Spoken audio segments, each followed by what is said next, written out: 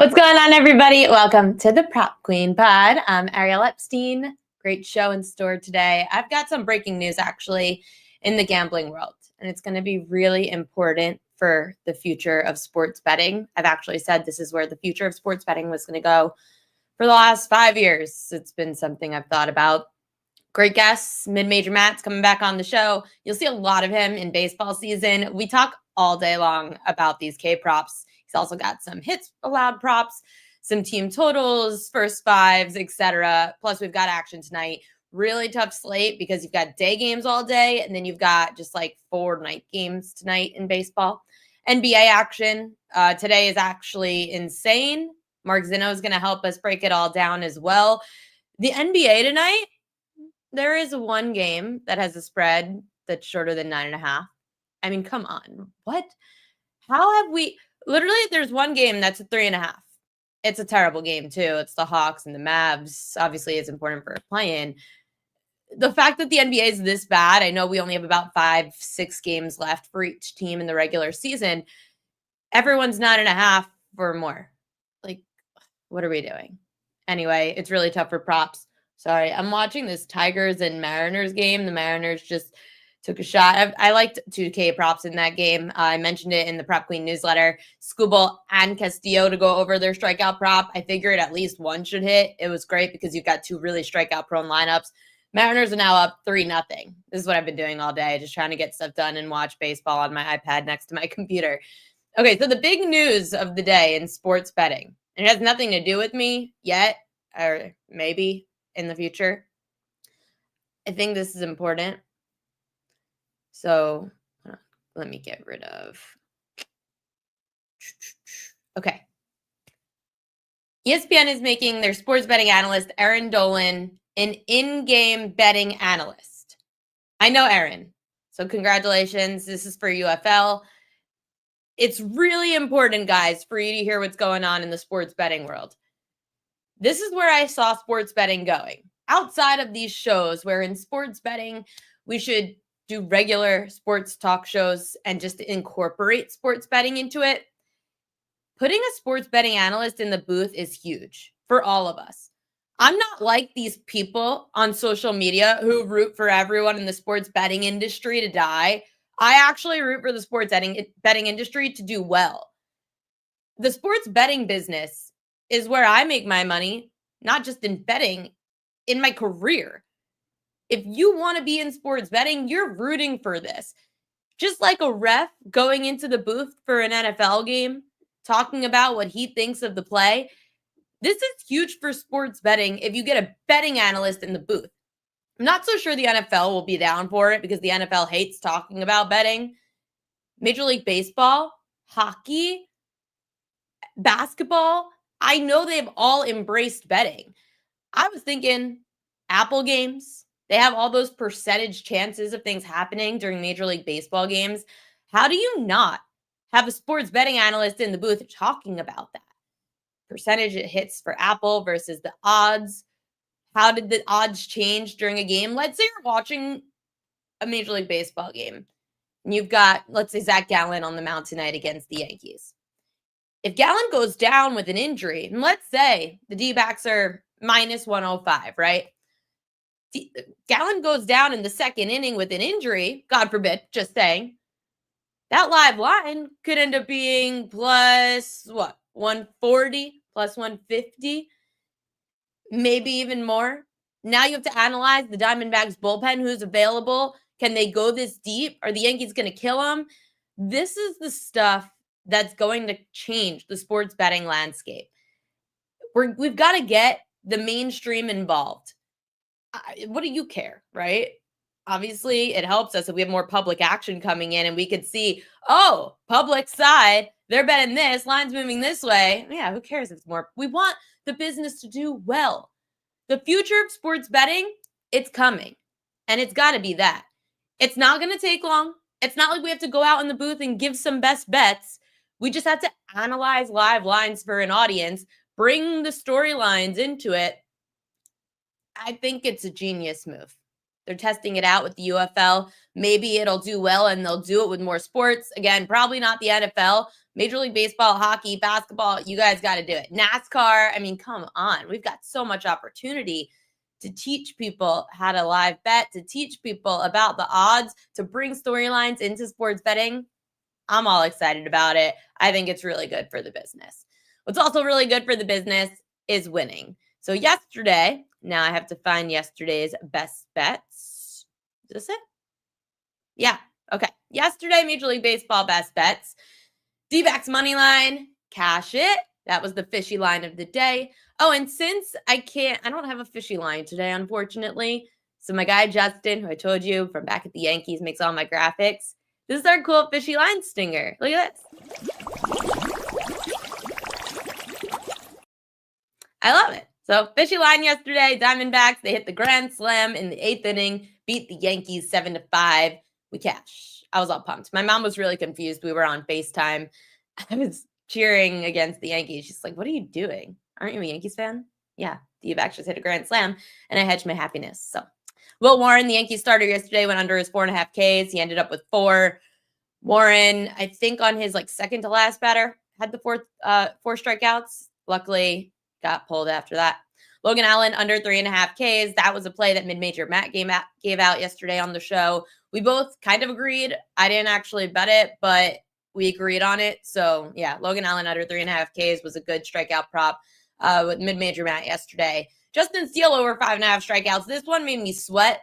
The Cubs starter yesterday gave up an early home run. I'm thinking oh God, he's going to get pulled. This one's going to be a loser. Steele ends up pulling it together, and on his second to last batter, ends up getting 6 Ks. He came out. I think he came out for an inning. I think he came out after one batter. I can't really remember, but I was watching that game yesterday, and it took a really long time because I was exhausted, and instead of my 7 hours of sleep, I got 6. But Justin Steele went over 5.5 Ks, so that was good. I'm not sure about an NBA's full screen from yesterday, but today in Major League Baseball, I went 1-1 this afternoon. Cole Reagans over 6.5 Ks was a winner for the Kansas City Royals. So he ended up with 10 strikeouts against the Milwaukee Brewers. The lefty against the Brewers, you got to take them. The Brewers strike out a lot. They strike out a lot against lefties. That was actually the first lefty that the Brewers faced. Tigers making it interesting. Solo shot, 3-1. Again, great pitching matchup for Detroit, Seattle today, and 2 strikeout-prone lineups. That was Skubal and Castillo. Okay, Reagans today over 6.5 Ks with 10. Kikuchi, I can't tell you how much Yusei Kikuchi annoys me. I know he annoys Hakeem Prophet. He annoys me because Kikuchi's not this good every time. And then Kikuchi ends up getting 6 strikeouts. Again, he might have had more, actually. I think he was still pitching when I was looking. He had 6 strikeouts in 6 innings, though, so that was a loser. Thanks, Yusei Kikuchi. You're really not that good, but whatever. I've got some other stuff to discuss, but we've got Mid-Major Matt joining the show. I just wanted to make sure. Yeah, okay. That was everything I wanted to get to before I let in Mid-Major Matt. So now, Matt, enter in the chat. What's going on, Matt? Oh, just the same old frustrating stuff that makes us love and hate Major League Baseball. That's all. What frustrated you so far today? So I had the under 3.5 for Ben Lively. I decided to make it my quote unquote largest wager of the day. And he got 4 strikeouts and then gave up about 4 runs and probably won't last very long. But of course, Martin Maldonado, much like you say, Kikuchi annoys you. Martin Maldonado, I feel like strike out every time that I have the team's under. Martin Maldonado is a guy that I'm sure, he's a veteran catcher. He's been in the league forever. He was on the Astros. How funny is it that he's on these teams that don't strike out a lot, but yet he's the guy that strikes out a lot? They probably look at Martin Maldonado's bat and say, hey, he strikes out a lot. The rest of our team doesn't, so his risk is worth the reward.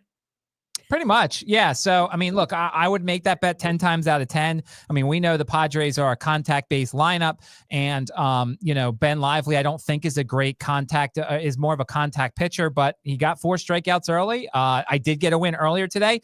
Crazy that the Paul Skeens, Ryan Pepio matchup had a first 5 of 3.5. I fully expected a 2.5, and I still would have taken the under probably, but 3.5, of course, I was taking the under with those 2 aces. I did see, and I need to get more everything up. Skeens went. Did he go under today? Skeens did, I believe, Yeah, because I he didn't thought. get a ton of strikeouts. And so far, I believe he's That's gone under bizarre. in both of them. Now, granted, the first start, he went under for some people, and then the line moved, and that was a little bit of a difference. But yeah, 6 strikeouts in 7 innings for Paul Skeens today. What people don't realize, and I unfortunately do, which is why on a slate like today, I absolutely hate it from a betting perspective. Day baseball is a huge difference, Matt. You are good at it. I usually have so much like that I have going on that I'm like, okay, Matt, you handle the day baseball. I'm just going to look at the night slate. I did it today, and we don't really have a lot of numbers. Day and night splits, they make a difference. Well, and getaway days too. I mean, if when teams are going someplace, the Padres are playing their first road game coming up later on this week, and they're playing it on Friday. So they put out a lineup that featured some backups. And once again, we focus in on so much on the starters, but when the backup lineups come in, these guys are not as good at making contact, and that's why we saw some of the guys in the lineup today that didn't help my under. But yeah, that's one of the reasons why day baseball is tougher. There are certain pitchers who are better in the daytime, so you want to take advantage of them. Our guy Hunter Green, I believe, actually is a lot better in the daytime than he is in night games. So he was great today. He was great once again today, obviously because neither of us played his over. He's been a guy that we have had some issues with in the past. I think we've suspended him from our roster for a year. Yes, pretty much, because it feels like when you have a stat line of 8 runs and 9 Ks in 4 innings, it's a problem. That Milwaukee Brewers game, I believe it's now last year or 2 years ago, that Milwaukee Brewers game, we both sweat out. We hit the over, but it took a long time to get there. Yeah, when we say a long time, it doesn't mean a lot of innings. It meant a lot of runs that we had to watch go out of the ballpark. Yeah, and he's such a good pitcher, and I think he's a guy that will certainly focus in on the future. And I think he's got a Cy Young in him at some point in his career. So I think there's going to be some value. I would have considered it this year. We can't bet on awards here in the state of Virginia, but like Hunter Green might have made my list. Either him or Spencer Schwellenbach if you're looking for like a long shot for Cy Young, because everybody's going to bet on Paul Skeens and Zach Wheeler at the top. I can't bet on a sophomore, but we'll see how Schwellenbach does. I did want to get I think I exited you out. There you go. I wanted to get your plays up for the later slate today. So first you like Zach Eflin over 4.5 strikeouts, -152. So you're a little bit over my threshold. Why are you willing to lay the juice? I think I said it yesterday on the show. Almost anybody, even Cal Quantrill maybe. 4.5 against the Red Sox is a must. I mean, you look at this lineup: Rafael Devers, 15 strikeouts and 19 at bats. Travis Story, 6 and 15. Casas, 7 and 17. Campbell, 5 and 16. Now, Eflin's not necessarily a strikeout pitcher, but he did go over this number once last year against the Red Sox. And look, it's one of these trends, and we talked about yesterday. I'm going to ride the Red Sox over as much as possible, and certainly at a 4.5 number. Now, yeah, you're right. The juice is important here. And this is why, and I'm sure you've talked about this on the show, give yourself multiple opportunities, have multiple sports books, because the juice is completely different. If that thing was -160 today, I'm probably not playing it. I've said my threshold is -150. It's -152. So that just means I have to put a little bit more on it to make it worth it. But 4.5 versus the Red Sox until they figure things out, that's just something I'm going to do. I get it. What are the numbers? Do you have the strikeout prop spreadsheet in front of you? I do. What are the numbers for the Red Sox so far this season, game by game strikeout wise? So here's the irony. They actually have gone under more than over. In 5 games so far, 2 overs, 3 unders overall. They're averaging 6 strikeouts per game against starters. They faced 1 lefty. We both had it. Cade Povich had 8 strikeouts. That number was 4.5. They've actually gone under in 3 of their 4 games against the righties. The irony is, they're higher numbers. DeGrom had 6 strikeouts in 5 innings. The number was 6.5. Tyler Mahle had 3 strikeouts and 4.5 was his number. And then Jack Leiter, who pitched really well today, his number was either 4.5 or 5.5, and he had 4. So it's not like they're not striking out as much. It's just these guys are going slightly under. And it's something I saw last year with the Oakland Athletics, now just the Athletics. Like, they would lean more towards their unders, mostly because the numbers were so high that they were still striking out a lot, but they were going under those high numbers. That happened with Seattle a lot last year too. I can't believe DeGrom's number was 6.5 this early in the season coming off injury. Well, I mean, you're looking at a Red Sox team that strikes out a lot. Now, on the other side, you knew he was only going to go 80 pitches or so. So you assumed or hoped that he was going to be really efficient with those 80 pitches. And yeah, I mean, he had 6. So like, it's not like it was 6.5 and he had 4. So like, it's still pretty close. But yeah, that was a really high number with Jacob deGrom, who only did in 5 innings as well. And by the way, whoever might have missed it, Jack Leiter left today's game for the Rangers despite pitching really well, gave up just a run. He had a blister on his finger. So just something to keep in mind for Jack Leiter. You've got another play that we didn't mention yet. Bryce Elder over 4.5 hits allowed. The Braves are taking on the Dodgers. I mean, obviously people are going to say, oh yeah, of course the Dodgers get hits, but tell us the numbers, Matt, behind this. I mean, it's just Bryce Elder has not been good. He was not good in the spring. He was not good last year. Last year, he got destroyed in LA against the Dodgers. Gave up, I believe, 7, 8, 9 hits, whatever it was. It was a really high number. Didn't last very long. They need a little bit of length. I mean, Sale went 5. Holmes went 4 so far in this series. Now, the interesting thing is the Dodgers have actually gone under this number in 4 straight starts because they've had 4 hits against Sale, 4 against Holmes, 4 against Reese Olson. They had 3 against Flaherty, but then they had 6 against Skubal and 5 against Justin Steele. So the numbers tell you to go under here, but I just think Bryce Elder's that bad. And I think they need him to go a little bit. We talked about it yesterday. It didn't happen with Will Warren in terms of spreading out the hits. But like if Bryce Elder goes 5 innings and spreads out 5 hits amongst those 5 innings, then you're going to win this prop bet. Or he could just give up a bunch of runs in 1 inning and then you still go over that. But I think Bryce Elder is a pitcher that you want to attack here in this certain situation with a Dodgers lineup that's certainly capable of stringing together hits and getting a bunch of runs.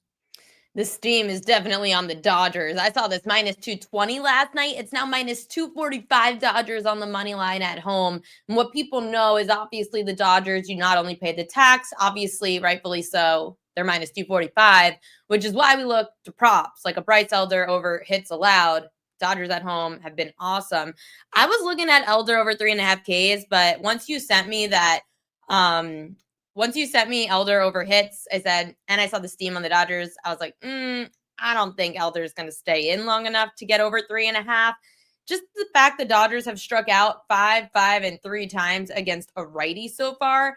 This is Elder's first start, which is why I'll stay away. But the Dodgers have struck out. Players are getting at least 5.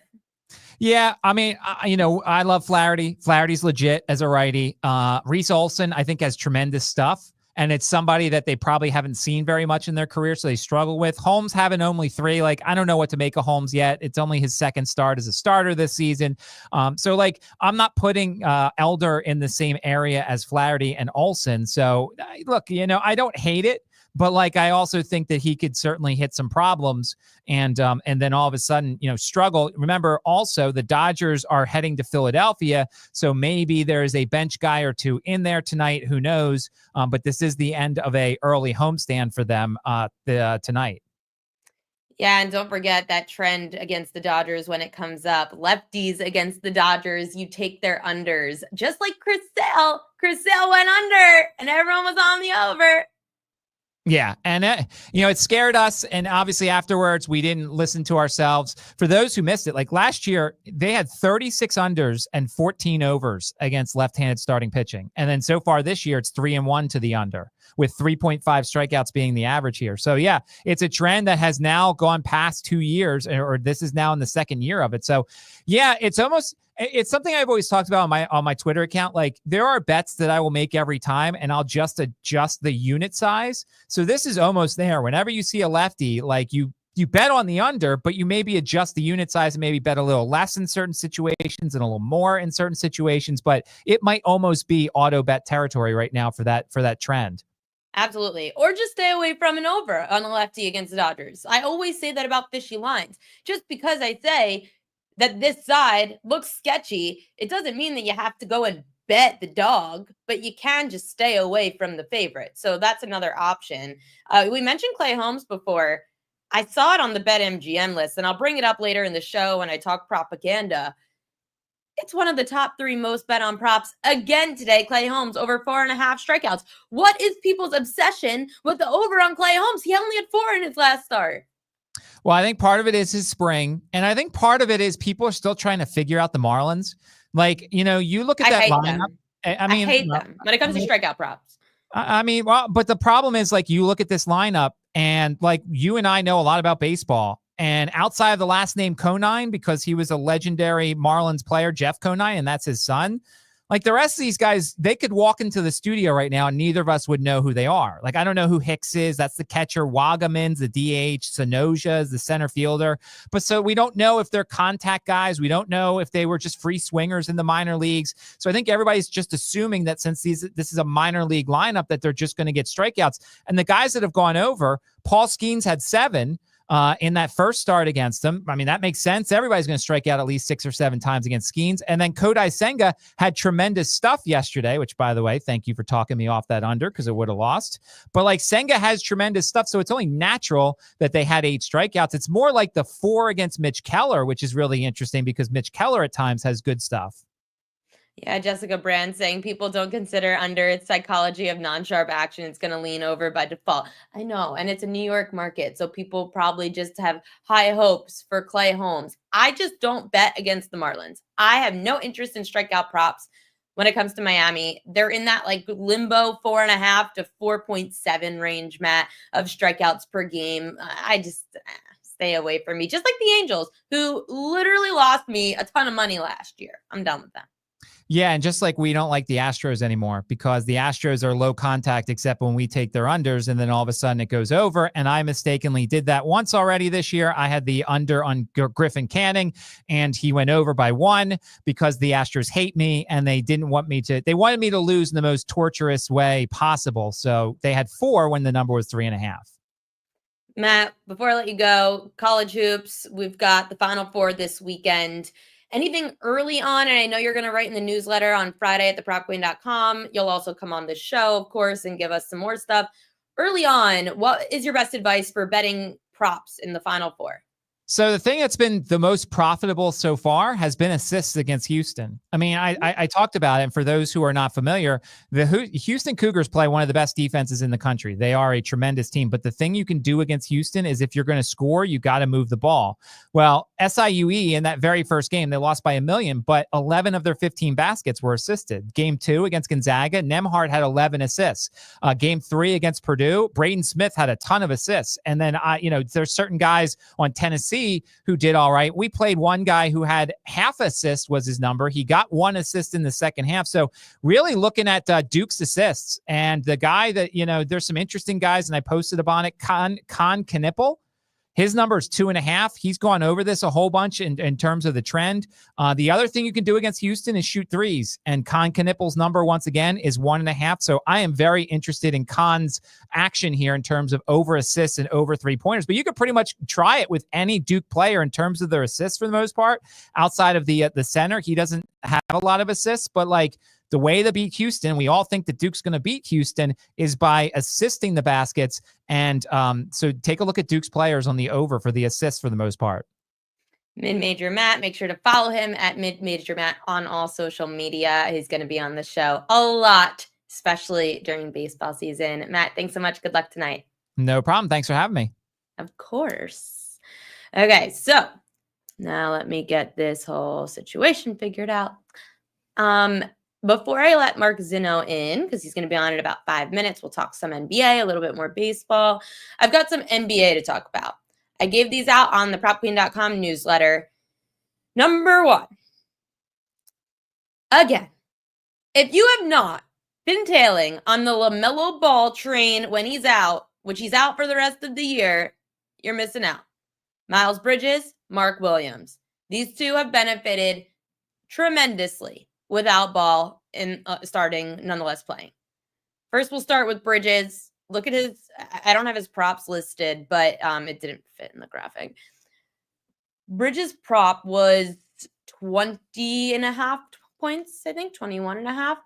But his rebounds prop went up from 5.5 to 6.5 because the book is catching on. Last game, Bridges had 10 rebounds and his prop was 5.5. Now it's up to 6.5 today. Bridges' assists was at 3.5. It's now up to 4.5 today. Because look at these numbers without LaMelo Ball. He's averaging close to 6 assists per game when with Mark Williams. He's also averaging 10 rebounds a game almost. I mean, and now you're getting a Pacers team who's bottom 10 in points allowed in the paint. They've allowed the third most points in the paint this year. So you've got a better Bridges there. And then you've got Mark Williams, who's going to go up against Miles Turner. He's playing tonight. He was out with an illness last game, I think. But he was questionable, and now he's in. I don't even care. Miles Turner, in or out, didn't matter. Opposing centers have been great. I have the numbers I was putting in the newsletter for the afternoon. Sabonis, 25-16. Jalen Williams, 18 points. Alex Sarr, 22 points and 7 rebounds. LeBron James, 13 points, 13 rebounds. Rudy Gobert, 16 points, 16 rebounds. Mark Williams should have a good game tonight. I'm going to give it later on in Royal Locks the way I would play it. But these are the ways that you should definitely be looking at the Charlotte Hornets against the Pacers. Bridges over his rebounds or over his assists. Mark Williams, look at his points. Look at his rebounds. These players, until the book again catches on, they're starting to a little bit with Bridges. You got to play that market.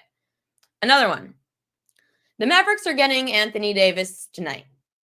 So the Mavs are playing the Hawks. The reason I looked at this game, mentioned it earlier, it is the only game on the board that's like less than 9.5. It's a 3.5 point spread. With AD, these are the 4 games, and I hope you can see it decent enough. But these are the 4 games that they've played with AD, this starting lineup. What stood out to me the most, and I meant to put this in Royal Locks, I forgot. So I'll give this to you a little early.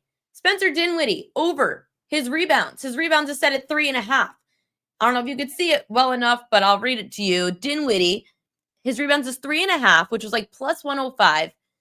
He had 4, 8, and 5 rebounds in his last 3 with Anthony Davis. Yeah, 3.5 is way too low. So we're going to take that over. You've also got AD's points prop at 22.5. Of course, he's up against the Hawks, and the Hawks are terrible against other bigs, but I don't really like the fact that he hasn't really put up great numbers.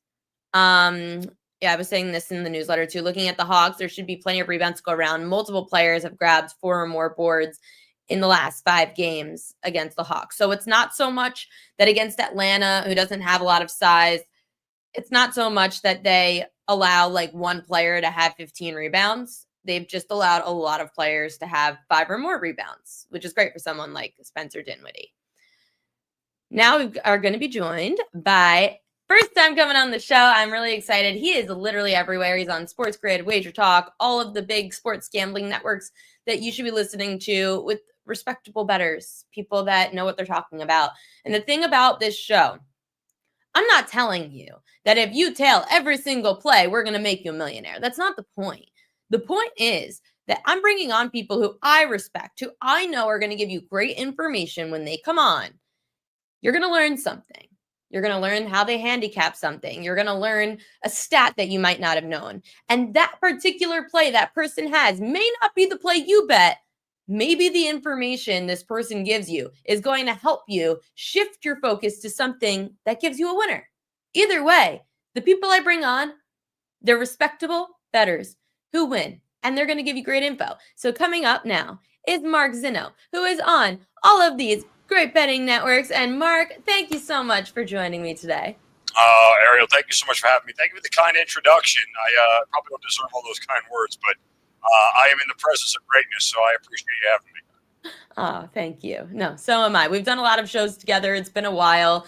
Yep. A little bit of your background, though, like you're in the military, and then you end up coming into the media space. Yeah. How do you go from, all right, combat to I'm going to fight the sports books? Yeah, it's interesting. I mean, look, I did ROTC in college, and I'm old. You know that. So I signed up for the military in a pre-9/11 world only to, go overseas and fight a couple of times. But look, I tell you, people have asked me, how did the two relate? The same sort of diligence I apply in my military career is the same sort of diligence I apply in handicapping. I'm very detail oriented. When we write plans for the military, they go very down to the nth degree. And so I'm always searching for, information. And furthermore, whenever you write a military plan, you always evaluate, and what we say in the military, you evaluate the enemy and what they can do and how things can go wrong for you. I always handicap how I'm going to lose the bet as much as I can how I'm going to win the bet. And I want to make sure I got more things on the side of the ledger that gets me to win it than gets me to lose it. If you've ever read any of my write-ups for Wager Talk, I usually always say where this goes wrong or where this, the whole thing will lynch on this. If this goes bad, we're going to lose this bet. I acknowledge that just because I understand. I want people to understand. I understand both sides of the equation here. I'm not walking into any given bet that I can thinking, okay, this is a lock. I'm going to win this time. No, that's not how it goes. So I try to evaluate both sides of the equation here and look at wins and pitfalls that the bet won't hit. You've got a few plays for today, so I'm going to pull them up. I have to change to, sorry, 1 second. I'm figuring this whole thing out. Sometimes I know, it's new, isn't it? Yeah, this whole StreamYard thing is a little rough. So, okay, here are Mark's plays, because those were Matt's plays before. These are Mark's plays. We'll start with baseball, even though everyone's probably sick of me talking baseball. I guess I just talked a little basketball, so whatever. Blake Snell, 3 or more walks is at plus 135 at DraftKings. Why do you think Snell's going to have a lot of walks against the Braves? Well, look, Snell is notorious for walks. The reason he's not in Yankee uniform is because he walks too many guys, right? Like, that's always been the bugaboo with him. He strikes out a lot of guys, but he walks a lot of guys. He walked 4 guys in the opener in his first start. And despite the fact, Ariel, that the Braves are not hitting the ball, like, at all, they still have the 4th highest walk rate in Major League Baseball, actually tied for 3rd with the Phillies, only behind the Yankees and the Mariners to start this season off. So the Braves are in desperation mode right now, and they have to get a win. I think they'll do anything to get guys on base, and they still have professional hitters despite the fact that the hits aren't falling. Snell is probably going to go at least 6 here in this game. There's no reason to pull him early, right? So, and you just have to trust the fact that the Braves aren't going to bang him around all that much just because they're not hitting. So if he gets through 6 here, 3 walks at plus money, shouldn't surprise you. You can do 2, and you're going to you're going to pay a little bit more. It's probably around minus 180. I think I saw it, but I'm more comfortable going with 3 on the plus side here for Snell. And, oh, by the way, I did sprinkle a little on the Braves money line tonight. Why? Because they got to win a ball game eventually. So I was Steam's on the Dodgers today. I've seen this go like 20 cents in favor of LA. Yep. Why not? Little pizza bet. $50 just for a goof. Let's see what happens. We'll get 2-1 back on it. Let's go. So, hey, if there's any team that's going to make you rise to the occasion after losing, the one win that will make you feel good is one over the Dodgers. Yes. And I don't think they want to return back home for their season opener winless. Not a good feeling at all. Things have not gone well. There's a little bit of sense of a panic here in Atlanta right now. Like, people are trying to say, don't panic. But, again, the Braves came into the season with a whole bunch of what ifs, right? What if Ronald Acuna is healthy in 40-40? What if Spencer Strider's back to form? What if Matt Olson has the season he had 2 years ago? What if Spencer Schwallenbach has a good sophomore campaign? What if Sean Murphy returns to a catcher with an 800 OPS? They're all what ifs. And I don't like it when I go into a lot of seasons with what ifs because more often end up being no, not yes. And that's why it was so surprising to me that the Phillies were plus 180 to win the division. Yeah. I mean, it's one of those things where I picked the Mets because you're crazy. I know. And I threw a future down on Juan Soto. Do you hate yourself? I don't hate myself. I just, you can laugh at me if the Mets win the division, but I'm going to laugh at you for betting it. I don't think the Mets are going to win the division per se, but I just threw it down there because it's like, I have such an appreciation for Juan Soto and what he can do to a lineup after watching him last year with the Yankees. Between him and Soto and McNeil, they might score a ton of runs this year, maybe not in Citi Field, but I just feel like, people have counted them out over and over again. They made a run at the end last year. Why not? I didn't want to bet the Braves and the Phillies bullpen and pitching staff sometimes can be questionable. So the Mets just have no pitching, and maybe they'll get pitching midway through the season. I definitely see that regular season bats can get you into the playoffs. Yes. Win a division, not so sure. Right. They could get you in the playoffs for sure. Winning anything outside of that, the Mets have to make another move and hope Kodai Senga continues to pitch as well as he has recently. Yeah, I said it for years. You can mash your way through 162 games. It's not hard because fourth and fifth starters are easily beatable, right? And if you have an above average lineup, more often than not, when third, fourth, and fifth starters are going to get banged around, you're not always catching everybody's ace on a given night. So if you can hit the ball, you're going to put yourself in position to get to the playoffs and possibly win a division. But to your point, if you can't have great starting pitching, you better have a really solid bullpen. The Mets do have a decent bullpen. It's not bad, but again, relying on starting pitching is probably what gets you through here. So I haven't talked this much about the Mets. Well, you're same. And Eduardo Solano is saying no profile for a while for the Braves too. I think the NL East is between the Phillies and the Mets. And that was the Braves' deal. Like, they used to just be able to mash their way through 162 games. They scored a ton of runs 2 years ago. Last year, when they couldn't hit, their bats fell off. Luckily, they had Max Fried, they had Spencer Strellenbach, they had AJ Smith-Shawver to kind of and Ronaldo Lopez, who's now out for the year. They had those guys to carry him through. I don't know. I mean, Alex Anthopoulos is a master at making his team better midseason, and this Profar move is like the first Anthopoulos move I've seen really go belly up from the jump.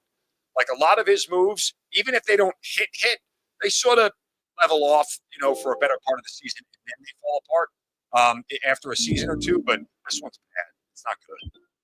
Definitely not good. Okay, let's go into the NBA. I haven't spoken too much. I did say a little bit earlier about a couple of games, but I have not hit this one yet. Max Strus, 3 or more threes at plus 144 at FanDuel Sportsbook. Why do you think Strus is going to hit a lot of threes tonight? All right, well, Strus, first of all, is coming off an 0 for 3 from three-point range game on Sunday against the Clippers. He hasn't had one of those in over a month. Now, particularly at home, okay, he makes a lot more threes at home than he does on the road. And in fact, in his last 6 previous home games to the one where he went 0 for, he had at least 2 threes in 5 of the 6 of them and 3 threes in 4 of the 6. So Ariel, the attempts, in all but one of those games, did he have at least 7 attempts. So the attempts are going to be there for him. Where do the Knicks fall in three-point shooting defense, Ariel? Bottom 4 in the league. They're a banged-up team right now. I know they get Mitchell Robinson back tonight, so he should provide them a little extra defense. Whatever to him. Enough. We don't mention his name. Sorry. Voldemort. There you go. But the Knicks do not defend the 3 well, and I'm going to count on Strus here to get it done. I think the Cavs, whose lead is shrunk down to 4 with about 7 or 8 to play in the East, and Boston is playing their absolute best basketball right now, you'll probably get a little bit of a motivated Cavs team here to put up some points and really score. So I love Max Strus threes. I used to bet it with him in Miami. I found him a few years ago. When he's up against a bad perimeter defense, Max Strus can definitely nail them down from downtown. Yeah. And that kind of correlates a little bit to my other play about the Knicks team total under. Talk about the Knicks being banged up here. This is a spot here for the Knicks. Remember, they haven't beaten the Cavs, the Warriors, the Celtics, and the Thunder yet at all this year. So, like, elite level teams, the Knicks are over. But not only that, the Knicks are on a back-to-back. So are the Cavs. The Knicks are on a back-to-back. You're not worried about tired defenses, even though Cat rested yesterday? Yeah, no, not really. But the Knicks are an NBA worst 2-10 against the number on back-to-backs. So, look, if the Knicks are likely not going to cover this game, it's not because they're going to stay within a number, because they're holding the Cavs, again, who they can't stop three-point shooting. They're holding the Cavs to 115, and they only score 108. You know what I'm saying? Like, if they're going to cover this game, it's because they are going to score a ton in this game, which I don't think they're going to do. The Knicks played the Cavs twice already. The most they scored in both those meetings was 105. They had Jalen Brunson in both those games. Obviously, Brunson not in the lineup tonight. Karl-Anthony Towns out last night. Likely going to play tonight, listed as a game-time decision. That helps. However, in the first 2 meetings when Towns played, he had 13 and 23. That was with Brunson in the lineup. He's only scored more than 30 3 times in 12 games that they've played without Brunson. Cavs only allow 110 points per game at home, 110 over their last 5 at home. And I think my biggest fear with this thing, where the Knicks go over, because the Knicks play super slow, the Cavs play a little bit up-tempo. Now, if the Cavs are nailing threes, okay, at a high rate, and this thing, the pace picks up for the Knicks and they can keep up early, then I think it carries over. But I think there's a good probability here for a Cavs blowout. And what happens in a blowout? Everybody slows down. Everybody just starts dribbling the ball a little bit longer, and they take longer in the shot clock, and there's less opportunities to score. And plus, I just don't think the Knicks are good enough to beat the Cavs at this point in time. So if somehow Game's the in Knicks, Cleveland, so it's not like you got to worry about the Garden crowd. right, if the Knicks come up with 115 and the Cavs come up with 130 because they're laying, 11 or 12, I'll tip my caps in the Knicks and say, okay, the game just didn't go my way. But I just don't see the game script going that way. Especially not without the offense that the Knicks have had. They're okay kind of seeding wise where they are. If they lose another game, it doesn't really matter to them. I think they're more concerned about getting Brunson back next week. That will be when you start to play on the Knicks. So I'll take the Knicks team total under 109.5. These are Mark's plays, by the way. Snell, 3 or more walks. Strus, 3 or more threes. And the Knicks team total under of 109.5. Would you say one's the best bet, or you like all 3 equally?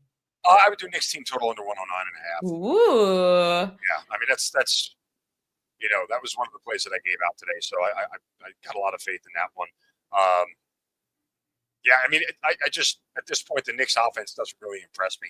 If you look at their last couple of games, true, they've hit the 120s, but they've done it against bottom feeder defenses, Portland, Sacramento, San Antonio, teams that are not interested in defense at all. Right. And I think the Cavs, once they get an early lead in this thing, they'll probably slow the pace down a little bit.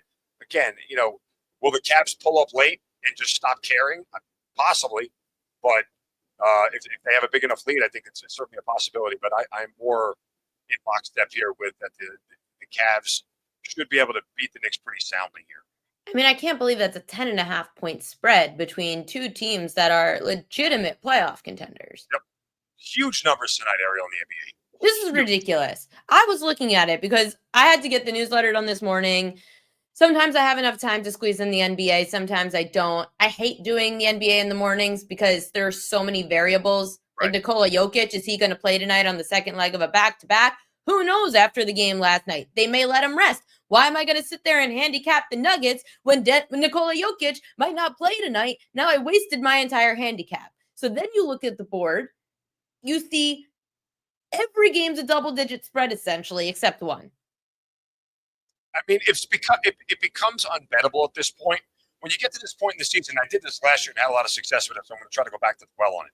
You can't bet spreads, so I bet team totals, right? I mean, you just have to know which teams are motivated enough to keep going, which defenses are really bad. Like, can you play against the Sixers and the other team's team total? Now, you've got to kind of beat the market on some of this stuff because when you get through the course of the next couple of games, you're going to start to see really who's completely out of it and not really trying. So you're going to pay a little bit of a premium on these things, but I think I look to alternate markets. I'm always been a fan of that. I'll always look to the first half team totals and team totals just because if I can't bet a spread, but I have enough faith in the team, I don't want to lay big numbers because I like laying big numbers. I'll go to an alternate market and try to find a way to bet it that way. Mark, let everybody know what you're up to and where they can find you. Same spots as always over at Wager Talk, wt.buzz/MZ. We do the morning wager every morning. It's on the Wager Talk YouTube channel. A lot of fun. Sure, it was a lot of fun. We have a lot of fun there. Over at Sports Grid, and of course on Twitter at MarkZino, MarkZino. One thing I want you to focus on, because I have looked at this, and I've suggested this already, and I've played it in back-to-back days, and it's worked for me. Balls are flying out in Sacramento. Get ahead of the market and start taking overs in Sacramento in the minor league ballpark. I'm no physicist, but I do know how air flows. Because it's not a 3-deck stadium, it's a minor league ballpark with only one. The wind that blows will carry the ball out. There were 4 home runs hit in the first game. There were 4 home runs hit in the second game. There have been 3 home runs hit today. I played the over in back-to-back days. Last night, the over cashed in the 3rd inning. The over is already cashed now. I think they're in the 5th inning of this game. Keep your eye on the games in Sacramento.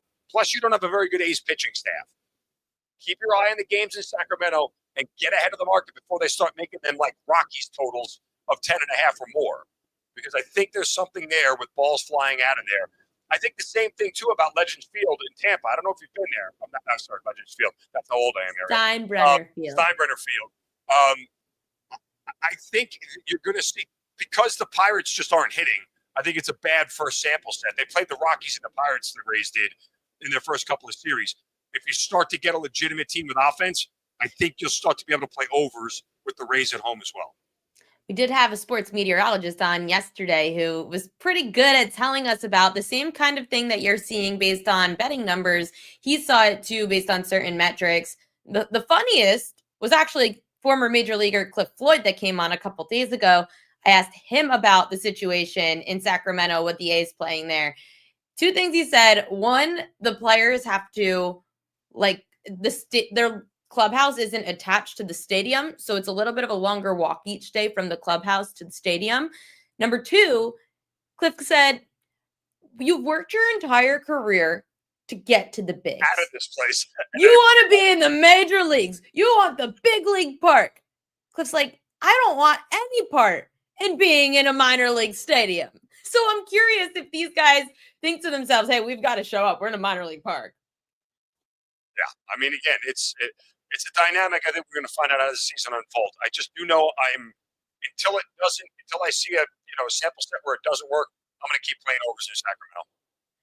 Hey, keep going for it, especially if you've got Luis Severino on the mound. Hey, yeah. I'm all for it like last night, except when I was on a strikeout prop. So maybe I'm going to have to avoid some strikeout props. Last night, I was sweating that Justin Steele over 5.5 Ks. He let up a home run early in the game, and I think it was like 3-2 super early in like the second inning. I'm thinking, no way Steele stays in long enough to get 6 Ks. Luckily, he did. There's also that adjustment factor for these pitchers going to a stadium that they haven't pitched in a while. And I know that you might think, oh, it's just like pitcher to catcher. It really does have an impact on the batters. Absolutely, it does. And home field advantage for the A's players that are going to know the park better than everyone else. Yep. All that stuff is taken into it. It's going to be interesting to see how it unfolds throughout the year. Mark Zeno, thanks so much for coming on. And he came on last minute, so I appreciate him with dealing with his twin boys, coming on the show, handicapping games, being a great dad. We'll see you again soon. Thank you, Ariel. Make sure to check out Mark while he's on Wager Talk, Sports Grid, all the big betting networks that you should definitely be listening to, because that's where you're going to get the best information. Hi, Daniel. Thanks for tuning in. Jessica Brand, loving everyone in the chat. David DePerry said Red Sox minus 120. I know this is a prop show, but yeah, there's a lot of steam on the Red Sox today, so don't mind that. Matt Reichel said 3 locks last night and 3 wins. Congrats on the new spot. And yes, Wager Talk on Saturdays. In a couple of weeks, I'll be doing that, filling in for Kelly in Vegas, because, I mean, I already am working baseball season and she wants her summers. So go Kelly, go get it. Propaganda time. And I have Justin working on a fun little thing to tweet to propaganda. But here are your most bet props of today. This includes some of the, this included some games from today. But first, the Yankees team total over 4.5 runs at plus 120 is the most bet on prop today, according to BetMGM. What are we doing, everybody? Come on. We've got Zach Gallen on the mound tonight. And I know there's been a lot of steam on the Yankees. They're a public market. Everyone's betting them. They love the torpedo bats. This being the number 1 prop of the day, I'm out. No way. Not saying to bet the D-backs money line. We already hit that last night. Yankees over 4.5 runs. Maybe this is a low-scoring game. If you're seeing steam on the Yankees against a great Diamondbacks lineup, who does well against lefties, so are we thinking Rodon does well? We thinking Gallen does well? Maybe an under? Maybe Yankees team total under. Whatever it is, I am not betting that. So stay away from the torpedo bats tonight. Zach Wheeler under 8.5 strikeouts, second most bet on prop at BetMGM. That's pretty crazy. Zach Wheeler tonight, I do have some of his stats listed. First, I just had Gallen. Let's see where my Wheeler props are. So the Philadelphia Phillies, where is this? Here it is. Okay, they're against the Rockies. What are we doing? Under 8.5 Ks against the Rockies? Why? I know that it's high. The Rockies have only struck out 8, 7, and 7 times this year against a righty. We're talking about a Rockies team that averaged about 6 strikeouts a game last year against righty starters. Righty starters, 62 and 45 over under their K prop last year against the Rockies. This game's in Philly. Wheeler's been awesome at home in years past. This was a weird one, so under. No. Clay Holmes over 4.5 Ks, third most bet on prop at BetMGM. Why are we all crazy? Again, we're going back to this with Clay Holmes.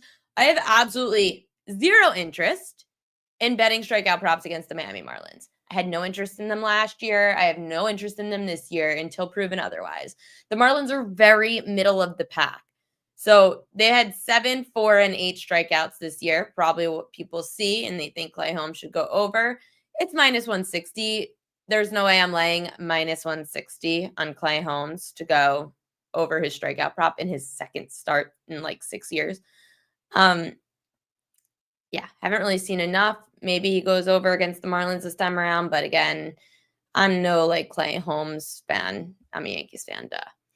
Peralta over 5.5 Ks. That game, I think, already happened. I have to go and find the stats, so I don't have the stats right now. I don't want to waste everyone's time by looking, but I guess I could look up what Freddie Peralta did today. I don't. Did he even pitch today? I don't know. Why am I like not seeing this? I feel like this was yesterday, Peralta. Okay. Anyway, I'm not going to waste. Oh, nope. It was today. Hold on. I have it. That game happened. Duh. So the Milwaukee Brewers today, Peralta, he had 8 strikeouts. So 8 strikeouts. He goes over 5.5 Ks. Congratulations to the public. You did end up getting that one. Kikuchi under 5.5 Ks. We all had that, and it lost. So thank you, everyone. I actually bet Kikuchi under 5.5 Ks before I saw this. If I saw this, it would have definitely helped me stay off a loser. So it was 1-0 today. Again, today in Major League Baseball, this is what I had in the morning newsletter. I discussed these 2 props, and I also discussed, I said Luis Castillo goes over 6.5 strikeouts. He's at 5 right now in the 7th inning, so that one's kind of close. And Skubal's out. Skubal's strikeout prop was 7.5. He ends up with 8 and 5 2/3 innings. So Tarek Skubal, he ends up going over his strikeout prop today against the Seattle Mariners. What a surprise. Are you? I'm not. We only have a few minutes left of the show. I'll wait until like 5:55 to give out Royal Locks in case anyone missed it. I'm actually not going to talk about that game. I'm going to talk about this game with the Mavs because I mentioned it before, and I left it off of the Royal Locks full screen. Spencer Dinwiddie, over 3.5 rebounds. He's gone over this in 3 of 4 games so far with Anthony Davis. Anthony Davis is playing tonight for the Dallas Mavericks, so it's his 5th start with the Mavs. I looked against the Hawks. The Hawks have allowed a lot of rebounds to a lot of players through the last 5 games. It's not as if Anthony Davis should go up and grab 12, 15 boards. It's everyone gets 5 boards. Like, you get a rebound, you get a rebound. That's how it goes against the Hawks. Spencer Dinwiddie does well with AD on the floor, so I would say over his 3.5 rebounds. AD, not really great numbers yet since joining Dallas. This is his chance to prove that he can because the Hawks defense is so bad and they're rebounding so bad. Think about it. It's really weird, right? AD has 12, 15, 18, and 12 points in his 4 games in Dallas, and yet his points prop's 22.5. The Hawks have no size, really. No one could really compete against AD's body. Maybe he scores a lot in the paint. Those rebound numbers aren't there either. See, I'm better that with my props, I'm not going to bet something until I have a better sample size, until the numbers tell me so. And right now, the numbers are telling me nothing about AD. So I'm just going to stay away. Spencer Dinwiddie over rebounds. Okay. Now it's the time. I've got 2 plays tonight that I really like.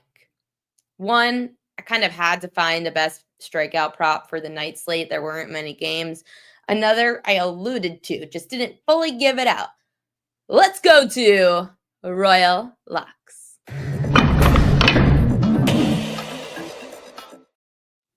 Best bet time. Where are my best bets? See, this is why I have to know where things are. Royal Locks. Starting with Zach Gallen over 5.5 strikeouts against my New York Yankees. This is, I think, the 3rd straight game that the Yankees have played that I've bet against the Yankees. The number feels kind of low. If you look back to numbers from around last year, Gallen was averaging over 6 strikeouts a game against higher K rate teams. The Yankees were close to being a high K rate team, just not quite there. They struck out more than usual, higher than average. This year, however, the Yankees, 2 of the 3 right-handers to face the Bronx Bombers, have gone over 5.5 strikeouts. So they are striking out a lot. Shocker. Boom or bust, right? I'm going to go Zach Gallen over 5.5 strikeouts. The other play, Mark Williams over 25.5 points plus rebounds. I'm combining these two. There's a really good chance, and going back to the no LaMelo Ball graphic, look at Williams' numbers. And I'm going to have to probably get rid of this. Ugh, whatever, it'll take too much time. If you look at Mark Williams' numbers in the 7 games, right, that he's gone against the team bottom 10 in points allowed, 18 points, 12 rebounds. Go look at the games he's played without LaMelo Ball and with Bridges. That's 11 games, 18 points, just under 13 rebounds. Overall, without LaMelo Ball, Williams is averaging just under 16 points and just under 11 rebounds. Here's my thing. I am a little worried about potentially not having like one hit. Like if I went over points and not over rebounds, I'm scared one's going to hit that I choose, blah, blah, blah. Either way, combined, one of these should hit. Like one's going to help the other. He's going to go over points or over his rebounds, and the other is going to help because he's going to go over it by that much. So Mark Williams against the Hawks, Mark Williams against the Pacers. I'm not worried about him up against Miles Turner. He's not a great center defensively. Pacers don't like to really play D, and they've been one of the worst defenses in the paint this year. Grab those boards, put up those points. Mark Williams goes over his 25.5 points plus rebounds. I've seen a few of the last bigs to go up against this Pacers team do the same. So Mark Williams goes over tonight. I want to say thank you again to Mid-Major Matt. I want to say thank you to Mark Zinno. I'll show you their plays in case you missed them. So these were, nope, that was the opening segment. There we go. Again with this. Matt's plays. Zach Eflin over 4.5 strikeouts. Bryce Elder over 4.5 hits allowed. Then we have Mark's plays. Snell, 3 or more walks. Strus, 3 or more threes. Knicks team total under 109.5 is what Zinno said was his favorite play, was the Knicks team total under. And then for me today, I said my Royal Locks, Zach Gallen over 5.5 strikeouts, Mark Williams over 25.5 points plus rebounds. I did like say the 3 or more threes for Strus. Strus is a really good 3-point shooter against bad perimeter defenses. Mid-Major Matt and I, we always talk these props out every morning, and we update the strikeout prop spreadsheet, which you can find on the propqueen.com newsletter every day. I know I'm supposed to go to like 6 o'clock, but kind of out of things to talk about with you guys since I've given you all the best bets. We've had 2 great guests. We're going to be back on tomorrow from 5 to 6 p.m. Eastern time. I've got some guests lined up so that we could talk a little bit of college hoops. So we're going to talk some hockey. I do feel bad. I have not talked enough about hockey on this show. So my good friend Johnny Lazarus is going to join us and talk hockey props tomorrow. And maybe we get a little bit of preview of things to come in the hockey universe. Thank you, everybody, so much for joining here on the Prop Queen Pod. I'm the Prop Queen, Ariel Epstein. We'll see you tomorrow.